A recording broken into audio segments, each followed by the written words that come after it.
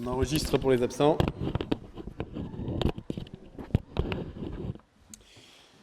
Voilà. Avant de commencer à écouter la parole de Dieu, nous allons prier. Dieu Tout-Puissant, nous avons besoin ce matin que tu nous parles.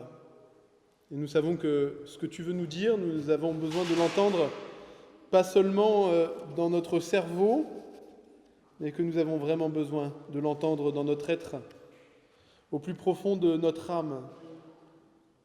C'est pourquoi nous te demandons, Seigneur, que ton Esprit Saint descende, à la fois sur moi, qui annonce cette parole, mais aussi sur chacun d'entre nous, y compris moi-même, pour que ce que nous allons entendre ne reste pas seulement des paroles qui nous seraient agréables ou défavorables, mais surtout que cela nous amène à vivre une transformation qui vienne de ta part, une guérison qui vienne bouleverser et transformer notre vie.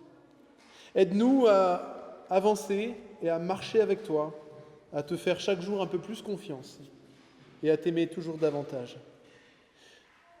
Nous te prions dans le nom de Jésus, notre Seigneur. Amen. Voilà, ça fait quelques semaines, je suis ravi de revoir les uns et les autres.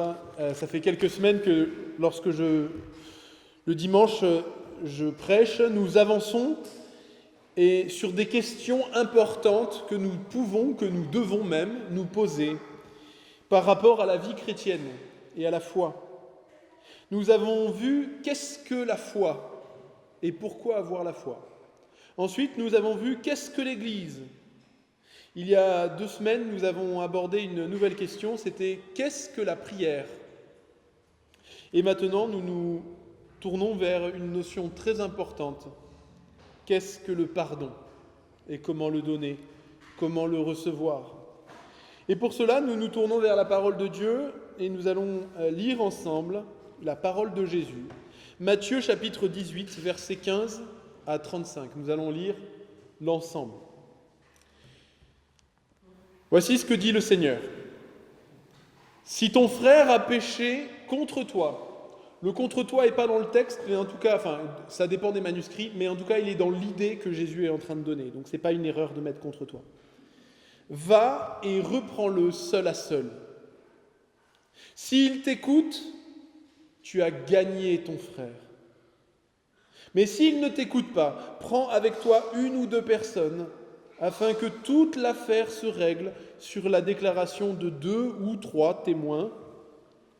S'il refuse de les écouter, dis-le à l'Église ou à l'Assemblée.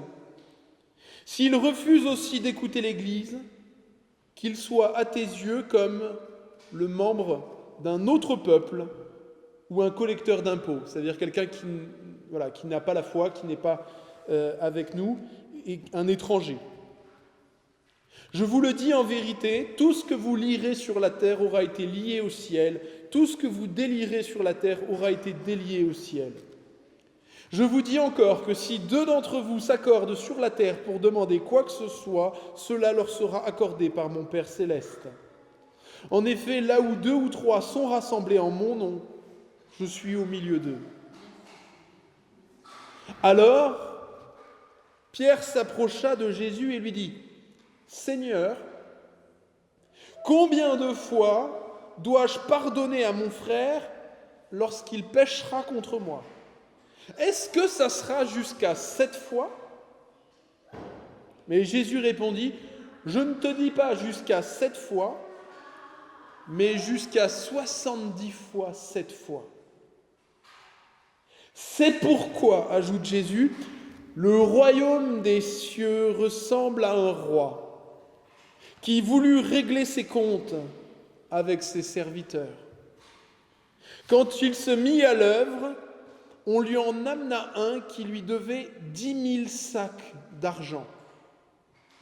Comme il n'avait pas de quoi payer, son maître ordonna de le vendre, lui, sa femme, ses enfants et tout ce qu'il avait, afin d'être remboursé de cette dette. Le serviteur se jeta par terre, il se prosterna devant lui en disant : Seigneur, prends patience envers moi, je te paierai tout. Rempli de compassion, le maître de ce serviteur le laissa partir et lui remit la dette. C'est-à-dire, il ne l'a pas lui remis à plus tard, il annula la dette.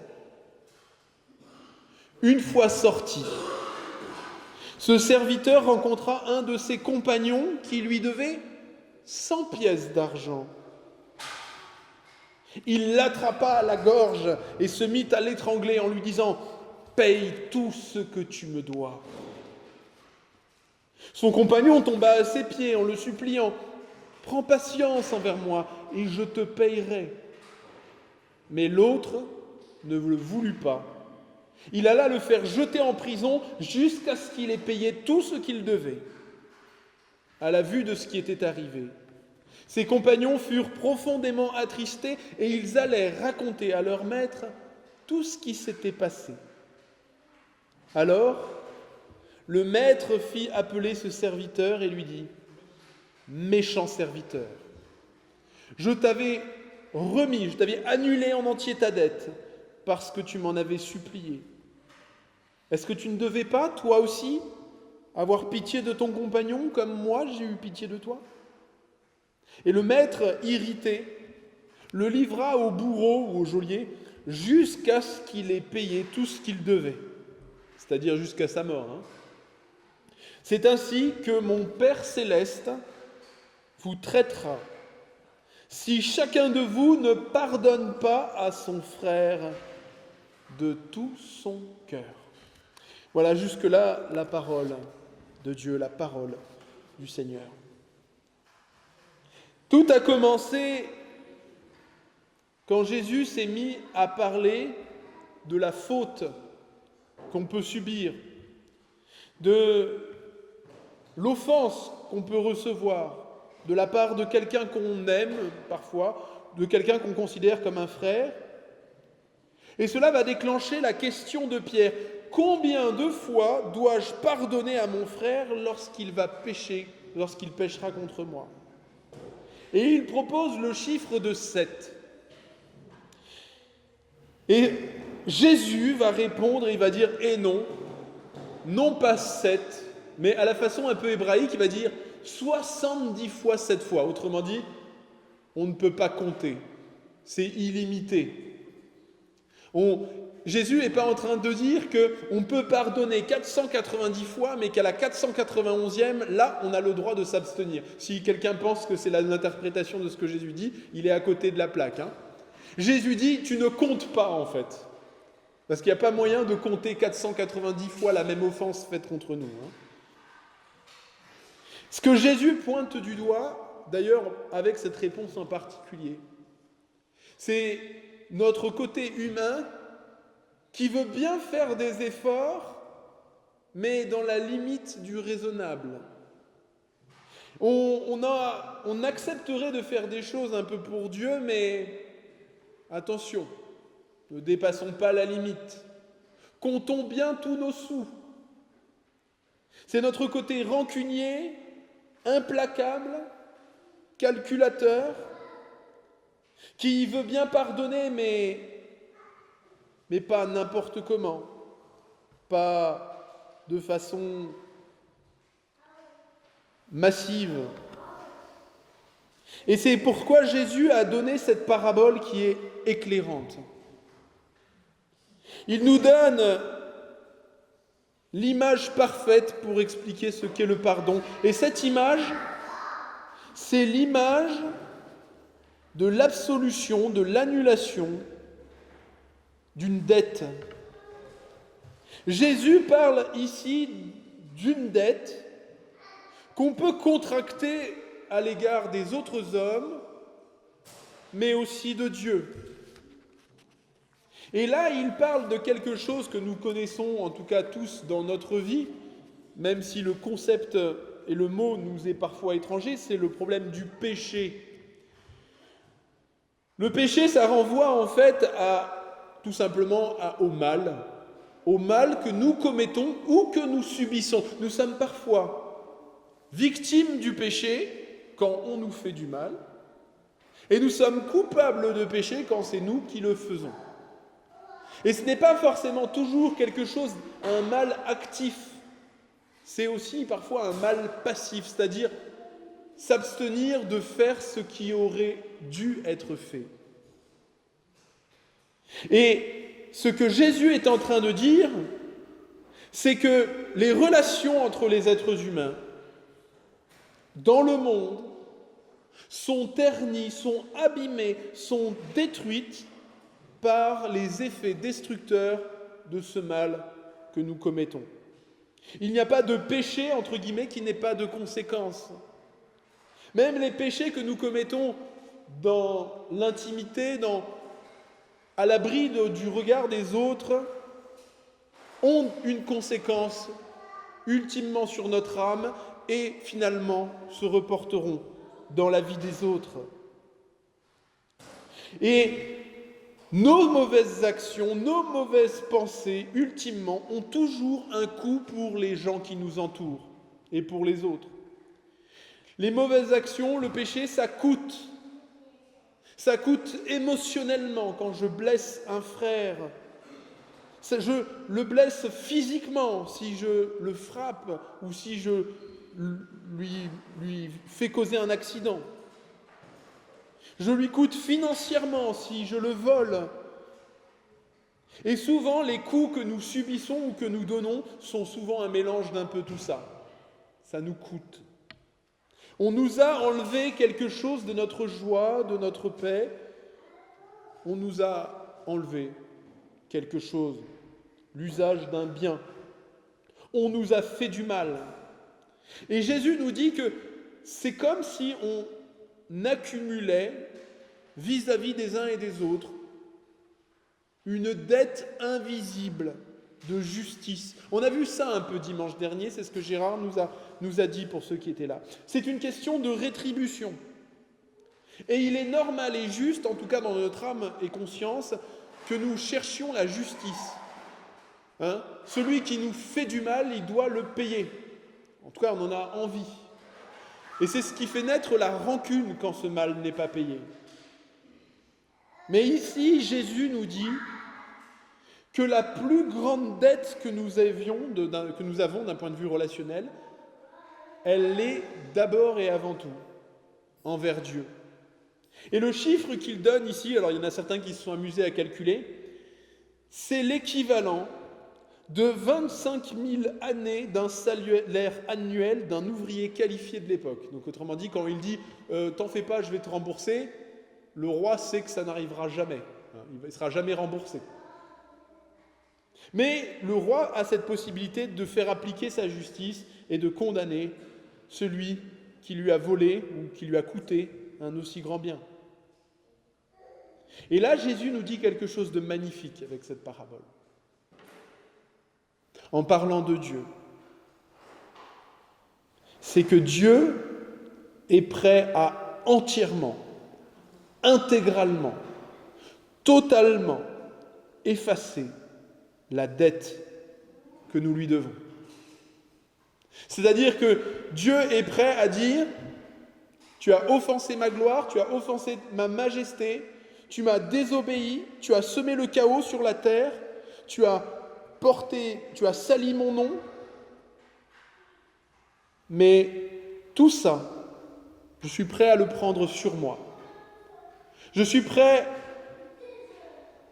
à ce que ça ne te coûte rien, mais que ça me coûte tout, dit Dieu. Et c'est là la bonté de Dieu, tout son amour, tout le message de l'Évangile.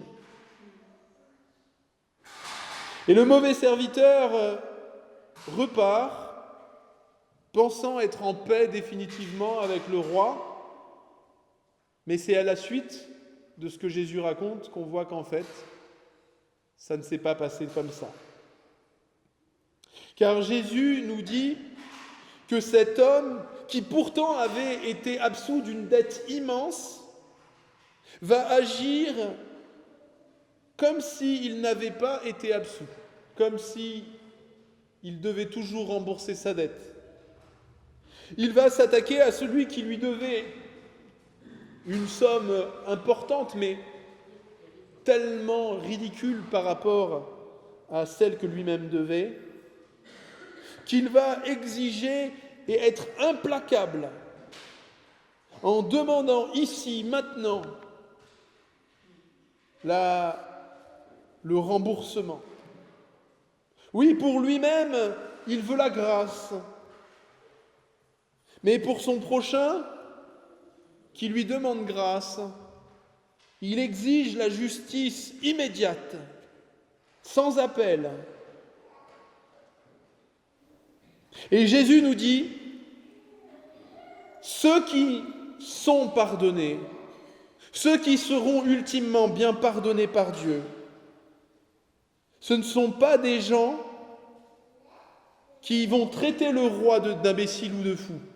Parce que c'est ce que fait le mauvais serviteur. Le mauvais serviteur agit finalement comme s'il n'avait pas compris la valeur de la dette que le roi lui a remise. Il agit finalement comme si le roi l'avait gracié, mais de quelques centimes. Comme si ça ne faisait rien ou ne changeait rien. Ou du moins, il se dit que lui, contrairement au roi, il n'est pas un imbécile qui joue mal avec qui utilise mal ses dettes et son argent. Jésus nous dit, c'est ceux qui pardonnent qui seront pardonnés en retour. Et ça, voyez-vous, ça nous aide à comprendre ce qu'est réellement le pardon. Il y a, dans notre époque, mais ça a toujours été un souci, il y a une difficulté parfois pour nous à comprendre le pardon, même liée à notre façon d'utiliser le français. C'est-à-dire que le pardon, ça n'est pas considérer, minorer ou amoindrir le mal qui nous est fait. Parfois, on utilise le mot « excuser » comme si c'était un synonyme de pardonner. On dit « Ah ben, je t'excuse » ou « je m'excuse ». Mais ce n'est pas la même chose que le pardon. L'excuse et le pardon, ça n'est pas pareil. Dieu ne nous excuse jamais. Il n'est pas en train de dire, le roi n'a pas dit « Bon, écoute, t'es 25 000, en fait, je ne suis pas sûr, j'ai refait les comptes, j'ai l'impression qu'en fait, ça fait plus que 25 pièces. » Voilà. Ce n'est pas comme ça que ça fonctionne. Non, la dette est réelle. Et il n'est pas question de la minorer, de l'amoindrir. Mais il est question de l'effacer. Et ça, c'est tout autre. Il arrive aussi, et ça je veux le dire, c'est qu'en relation d'aide, quand avec des frères et des sœurs, certains me confient leurs difficultés à pardonner, je m'aperçois aussi que certains confondent le pardon et le fait de refaire confiance. Et ce n'est pas tout à fait la même chose.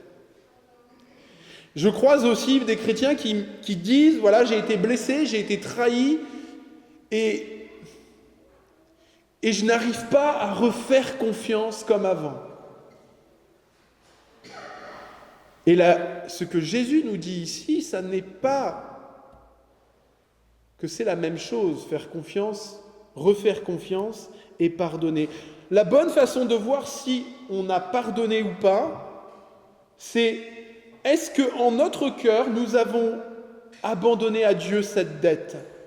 Est-ce que de notre côté, nous la considérons comme absolue ? C'est-à-dire, est-ce que cette rancune qui est née dans notre cœur, nous avons décidé de la laisser de côté et de ne plus vouloir rendre le mal pour le mal, mais à rechercher plutôt le bien de celui qui nous a fait du mal. Si en notre cœur nous pouvons répondre oui à cette question, alors nous avons pardonné. La question de la confiance est une autre question. Le pardon, c'est une décision. La confiance, elle, par contre, se gagne. La confiance est un don, une confiance qui se gagne, qui se développe. Si 10 fois j'ai mis la main sur quelque chose et que je me suis brûlé, je ne suis pas obligé de casser le chauffe-eau, on va dire, mais je peux arrêter de mettre ma main dessus pour me brûler. Et c'est ce que Jésus va essayer de nous expliquer ensuite, dans la deuxième image, enfin dans la première image, qui tempère, on va dire, et qui nous donne cette explication complète de ce à quoi ressemble le pardon. Mais avant de revenir dessus, émerveillons-nous un moment sur l'amour de Dieu, sur ce pardon incroyable que Dieu offre. Parce que le pardon, c'est la porte ouverte à la relation. Ça n'est pas nécessairement la relation qui revient au même niveau qu'avant, mais c'est le fait qu'en notre cœur, nous laissons de côté ce que ça nous a coûté et que nous sommes prêts à, si cela est possible, quand cela est possible, avec le temps qu'il faudra, rendre la relation à nouveau possible. Parce que l'effet du péché, c'est de distordre la relation, de détruire la relation. Et c'est pourquoi nous ne pouvions plus avoir de relation avec Dieu. Il fallait que Jésus vienne. Et c'est pourquoi il y a tant de destruction dans nos relations. Et ce qui est extraordinaire avec Jésus, c'est que la même raison qui le pousse à nous demander de nous pardonner les uns avec les autres, c'est la même raison qui a poussé Dieu à nous pardonner. C'est à rendre cette relation possible. Jésus ne s'est donc pas contenté juste de parler comme ça avec ses disciples du pardon. Non, Jésus est celui-même qui a rendu le pardon possible. Il est le roi qui a assumé la perte. Ça lui a coûté très cher de nous pardonner. Et c'est ce que Jésus a fait. Pour ceux qui étaient là au spectacle, il y avait cette parole qui est tirée des évangiles. Jésus dit au repas de Pâques, « Ceci est mon sang, versé pour le pardon des péchés, le pardon de la multitude. » Et à la croix, Jésus a dit cette parole, « Tout est payé. » C'est pourquoi l'Écriture nous dit, « Dieu a tant aimé le monde qu'il a donné son Fils unique, afin que quiconque croit en lui ne périsse pas, mais qu'il ait la vie éternelle. » Et nous devons nous aimer les uns les autres comme Dieu nous a aimés, et de l'amour dont il nous a aimés. Et l'apôtre Paul dit, « Soyez bons les uns envers les autres, compatissants, vous pardonnant réciproquement, comme Dieu vous a pardonné en Christ. Supportez-vous les uns les autres, et si quelqu'un a une raison de se plaindre d'un autre, pardonnez-vous réciproquement. De la même façon que Christ vous a pardonné, pardonnez-vous vous aussi. » Autrement dit, un chrétien pardonne où il n'est pas un chrétien. C'est ce qu'a dit aussi Jésus. Il a dit, « Si vous pardonnez aux hommes leurs offenses, votre Père vous pardonnera. Mais si vous ne pardonnez pas aux hommes, votre Père ne vous pardonnera pas non plus vos offenses. » Ça n'est pas un effet, comment dire, Jésus n'est pas en train de nous faire un salut par les œuvres, en disant, attention, si je pardonne, voilà. C'est que les gens qui sont pardonnés sont ceux qui ont compris la valeur de la dette qu'ils devaient à Dieu, et ça leur change leur cœur, et ils regardent les autres avec compassion. Et combien de fois, il faut le dire, nous sommes si souvent tentés de réagir à la façon du méchant serviteur.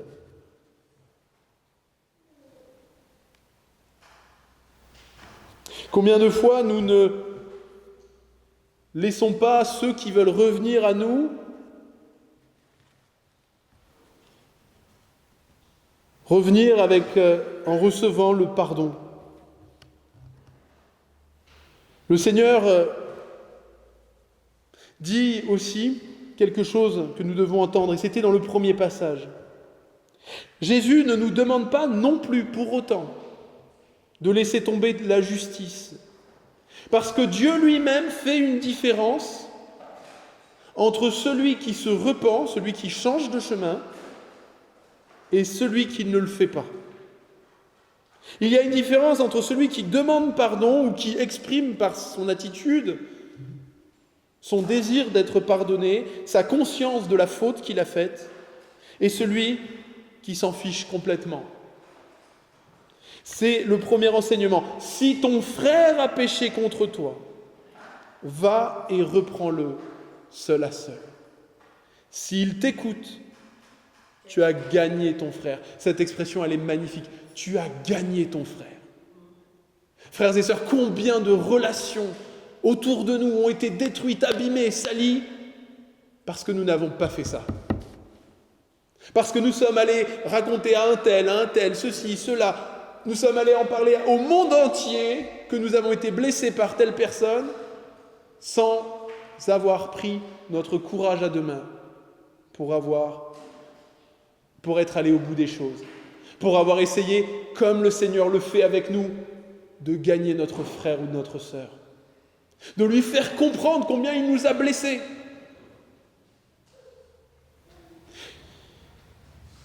Mais Jésus dit, si après avoir fait cela, si ton frère ou cette personne, cette relation que tu avais ne change rien, n'admet rien, ne comprend rien, ne veut rien comprendre, ne veut rien avoir à faire avec toi, eh bien Jésus nous dit, continue. Continue à le rechercher. Mais cette fois-ci, tu prends 2 ou 3 personnes. C'est pas encore le moment d'en parler à tout le monde, d'en faire une guerre, de monter une expédition. Non, tu en parles juste à 2 personnes, à des gens sages qui peuvent venir avec toi. Tu leur fais part du problème. Et ensemble, vous raisonnez, vous dites, bon, est-ce que c'était moi qui étais en tort? Est-ce que c'était lui? Qu'est-ce que j'ai fait pour... Voilà, on essaye de comprendre. Et là, s'il refuse d'écouter encore, cette fois-ci, l'assemblée, l'institution, on va dire la société, même s'il le faut, est mise dans le système. Et si là encore il refuse d'écouter, alors oui. Et alors là seulement, et à notre désarroi et à notre grande tristesse, Jésus nous dit, oui, nous pouvons être en paix et accepter que la relation n'est pour le moment du moins pas possible. Mais même là, c'est ça qui est touchant, c'est que même là, quand Jésus dit « traitez-le comme un étranger ou comme un collecteur d'impôts », n'oublions pas la façon avec laquelle Dieu nous invite à traiter les païens et les collecteurs d'impôts dans les évangiles. Mais nous ne devons pas nourrir la rancune, nous ne devons pas laisser la situation s'envenimer, nous ne devons pas laisser la situation relationnelle se dégrader. Nous devons aller chercher nos frères ou nos sœurs qui nous ont fait une offense qui ne passe pas avec le même amour avec lequel le berger est allé chercher ses brebis. Nous devons reprendre, interpeller celui qui nous a blessés, non pour le perdre, mais pour le gagner, avec le même amour avec lequel Jésus a repris parfois ses adversaires.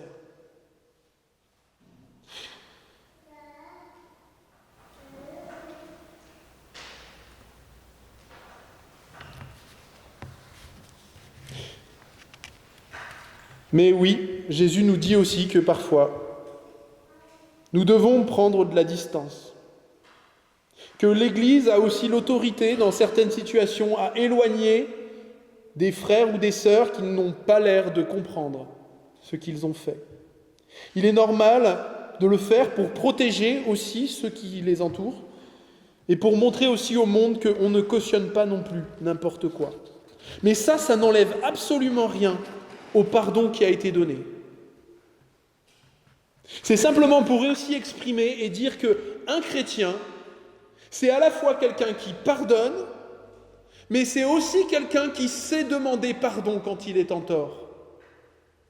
Jésus nous dit dans cette parole, Matthieu chapitre 5, « Si tu te souviens que ton frère a quelque chose contre toi, laisse là ton offrande et va te réconcilier avec ton frère. »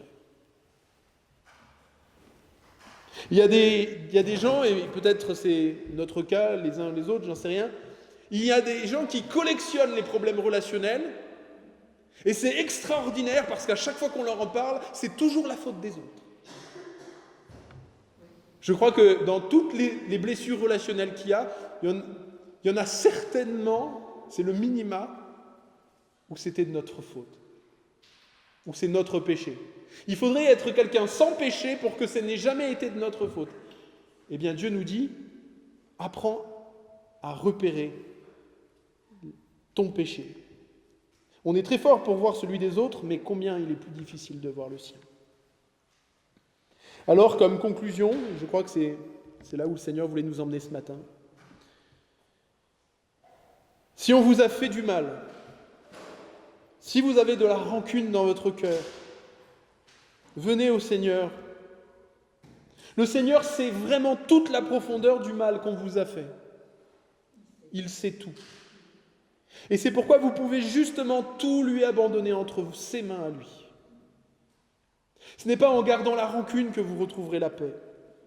Ce n'est pas en savourant peut-être un jour la vengeance que vous arriverez à grandir. Non, c'est en abandonnant votre dette entre les mains de Dieu, en vous souvenant de toute la dette que Dieu vous a remise, en fixant de vos yeux la croix du Golgotha. Vous savez, un jour, de toute façon, tous les péchés seront payés, les vôtres comme ceux des autres, ou ils auront été payés à la croix au Golgotha, comme Gérard nous l'a rappelé dimanche dernier, pour tous ceux qui y croient, qui ont demandé pardon, qui ont voulu un cœur transformé, soit il sera payé au jour du jugement pour ceux qui ont refusé ce pardon royal. Mais souvenons-nous que Dieu qui fait grâce à tous, qui offre sa grâce à tous, qui laisse la porte ouverte à tous, eh bien a fait les choses d'une manière que seuls les humbles puissent obtenir cette grâce. Ceux qui voudraient gagner sur les deux tableaux, en conservant un cœur de méchant et en étant implacables et lents à pardonner, n'obtiendront pas le pardon de Dieu.